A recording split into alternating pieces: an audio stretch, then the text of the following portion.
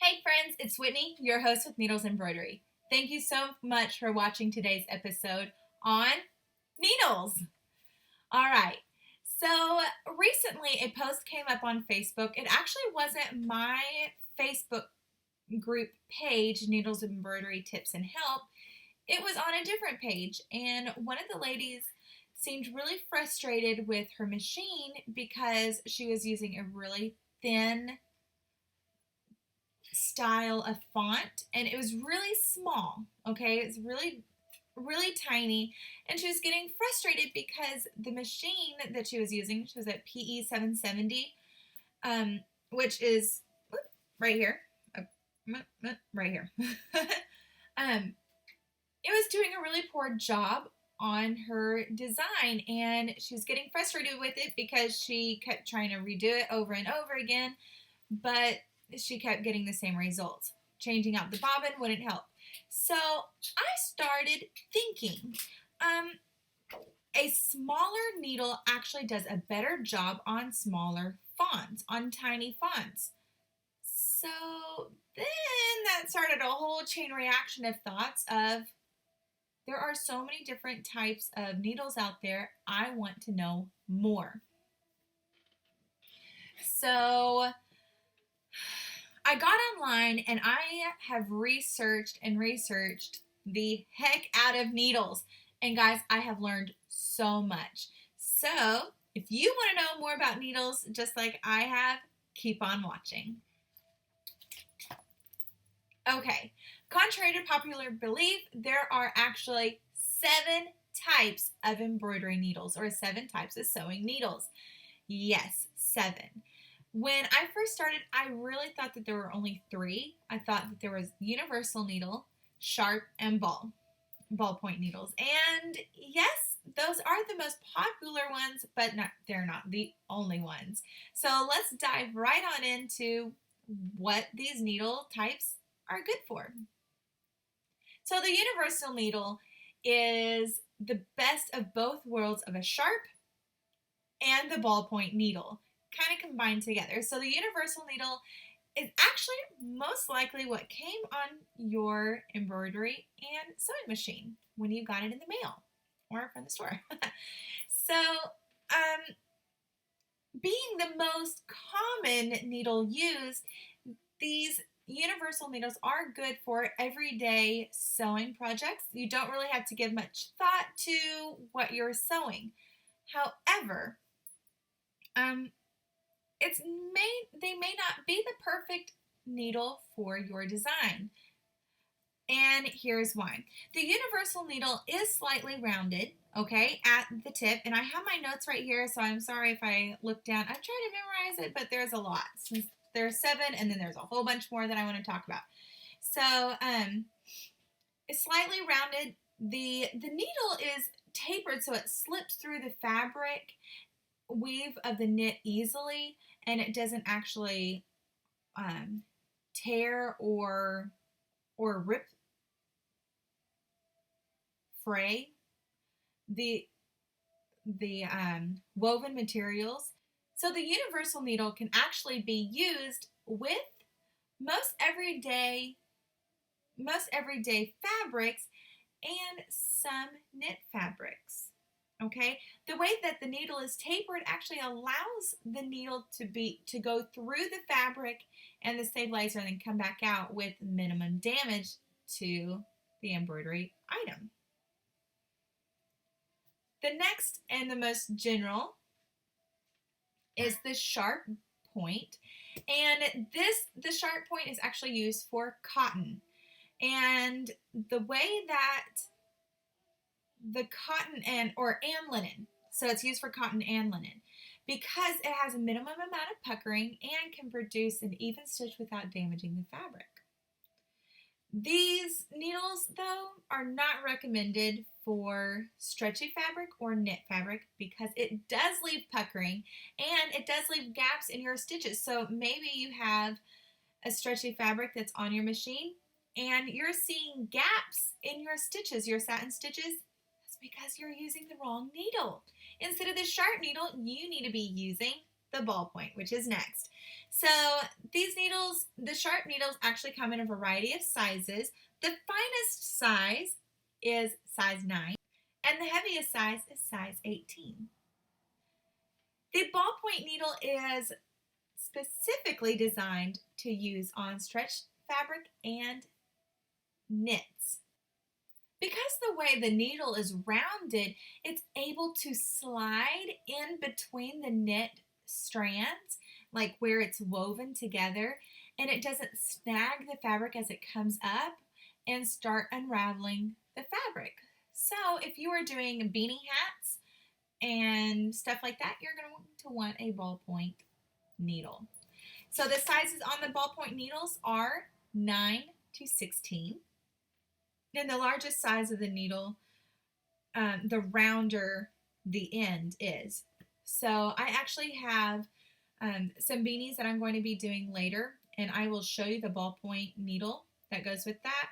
And I will use a larger number, a size number on my ballpoint if I can find it. My fingers are crossed that I can. I may have to order it online. But it will keep down the unraveling and the snags on the fabric, and it helps when I use a ballpoint needle because it's not going to have my thread sink down into the fabric, which is going to be really nice. So the embroidery needles. Yes, there are embroidery needles out there, and these are the embroidery needles actually accommodate the heavier gauge thread, and they have a larger eye. Because the eye of the needle is so much larger on the embroidery needles, they actually are perfect for those metallic threads that end up getting snagged in your embroidery machine. So if you were using the synthetic shiny, I actually don't even have any because I don't like working with this stuff, but it comes out beautiful, and it's all because of the needle, the type of needle that's used. So be sure to look for an embroidery needle when using those metallic colors, because the eye of the needle is so much better and so much larger, it's able to carry that thread on through without having as many breaks. Okay, up next is the quilting needles. Now this is a thicker needle that allows you to go through multiple seams, multiple layers and batting material. It's quite heavy duty, and it's best used on the sewing machines. And this needle is tapered and rounded so that you're not damaging heirlooms, because a lot of times ladies that quilt use heirlooms, or they're embroidering them or putting them into works of art. So that is a really good needle to find. They come in several sizes, 9, 10s, 11s, and 12s. Every once in a while, I get a request to work on leather or pleather, and the needle that I have been searching out for is called a wedge point needle. Now this needle is specifically designed to go through the leather and back up, where it allows the leather to self-heal and close back into each other, so you don't get a really big gaping hole in your design, which is amazing. It sounds amazing because I've worked on pleather, and I've worked on leather boots where I kind of cringe because sometimes my stitches are so dense that it leaves a hole, and you don't want that in your work. Okay, so please check out the wedge point needle. This is specifically designed for leather and vinyl. I haven't ever used it on vinyl, but I think it'd be great for the vinyl designs that I've done on my daughter's shirts and stuff. Man, because sometimes I use the universal needles and it just shreds that vinyl right up, and you can't really use it anymore. So the wedge shape makes this needle superior to all other needles because of the specific design that it has to go through the fabric in stubborn fabrics with minimum ripping and tearing, and it can be tough going through that heavy material. So this needle is really thick and will help reduce all the stress that goes with it. So this needle is actually a really heavyweight needle, although it is actually really small in size, which causes smaller holes. The needle comes in a variety of sizes from 18 all the way down to 11. The smaller size is more suitable for the softer, pliable leather, maybe like suede and stuff like that. And then the heavier leather and thicker leather, you can go all the way up to an 18, called the Topstitching Needle. Now, the Topstitching needles are used for heavier top stitching, and a lot of times they come with a double eye. That's right, double eye, to give it a really pronounced top stitch. And sometimes the top stitching needles come with a larger eye, so you can put 2 strands of thread through the needle. So you can either go with a 2-eye needle, where you can put 2 strands of thread through the eyes, or it has a 1 larger needle where you can put 2 strands through the single eye. Or there are so many ors with this top stitching stuff. You can use the actual top stitching thread, which is a heavier gauge thread. This needle actually also has a larger groove for the thread to go into the needle, and has reduces the amount of tearing. All right, so let's move on. I'm going to flash a picture right above my head. Now, this is a needle. This is standard needle, and what you have here are a diagram of a needle. And this was so interesting to me because even though I sew fairly often and I embroider just about every day, I learned something about the needle. I know that there's a tip, there's a point, eye, groove, blade, shoulder, shank, size, and butt. It's important to understand the different types of needle parts because it'll help you understand their purpose. And a lot of times we have a lot of numbers that flash up on the screen, or we have a little teeny tiny number on the needle, and it's kind of like, well, what is that? Well, I don't know. So this should help you understand more about the needle. So looking at the diagram above me here, the shank is a part of the needle that fits into your sewing machine with the flat side on the back. It just kind of helps seats it into the thing that holds the needle in, and then you screw it in. The blade is what determines the size. So this thing right here helps you determine the size of the needle. And it's so fascinating because, for example, a size 75 needle actually has the blade size that is 0.75 millimeters in diameter. Isn't that neat? So it actually has a purpose. The shaft is also called the body, and the groove that runs the length of the shaft holds the thread in the needle. So as the needle goes through the fabric, the thread actually goes into that groove and it becomes one. And did you know that the thread that you use should be no more than 40% of the groove? Something to learn. The point and tip of the needle refer to the size, shape, and length, all of which are varied and based on what type of material you're using. Train.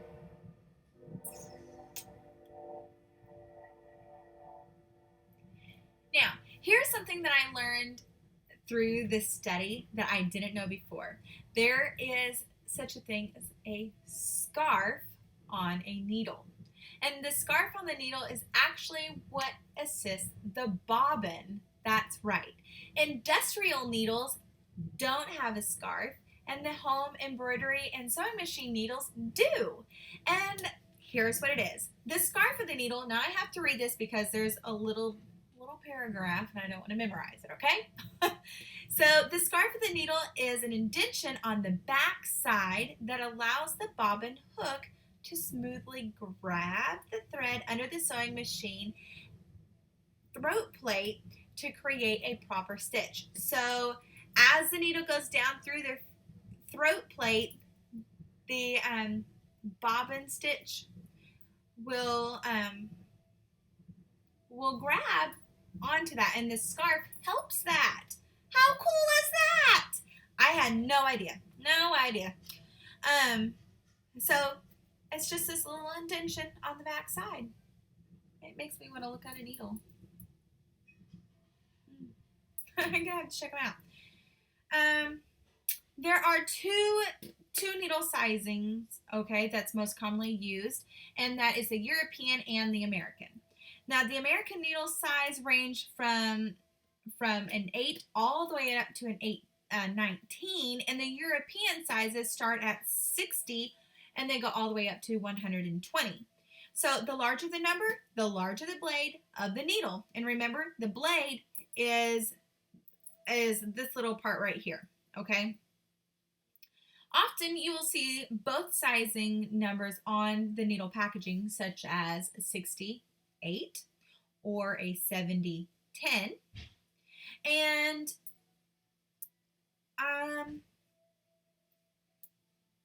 that's the American and the European sizing. The home sewing machine needles are also classified as a 130 by 705 H system, which means that they are used for home sewing machines rather than industrial. And that also means that they have a flat shank and they have a scarf, which is kind of cool. All right. Okay, let's talk about the lifespan of your needles. Now, the needles are going to be one of the least expensive component of your business, okay? The least expensive component of your sewing. And it's important to change out your needle often. I change my needle out as frequently as every new project or every 8 hours, depending on what I am doing. The lifespan, it matters. It matters. Please change out your needles. If you are starting to get products that start looking bad, it's because the needle is old and they're actually only designed to last 6 to 8 hours. And if you're using a really thick material or a dense or even sticky back stabilizer quite often, you may even have to change it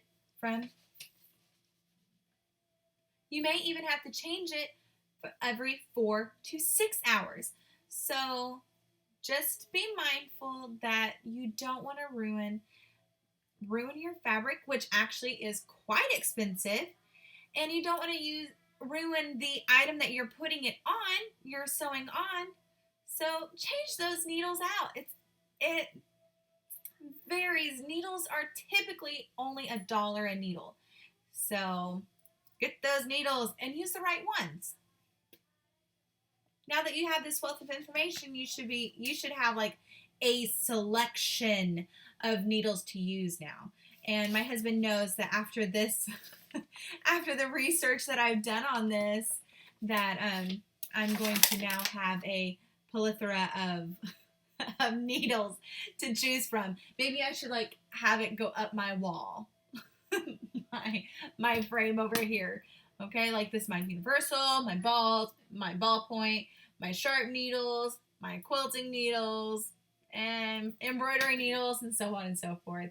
So I hope that you learned something today. Thank you so much for watching my video, and check out my other videos.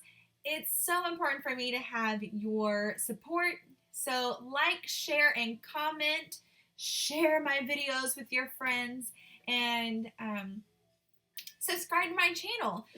You subscribing to the channel will benefit you in the fact that you won't miss out on any videos, and it will also let me know that people are interested in this type of videos and so on. So thank you so much again for watching. I hope that you have a great day and happy stitching!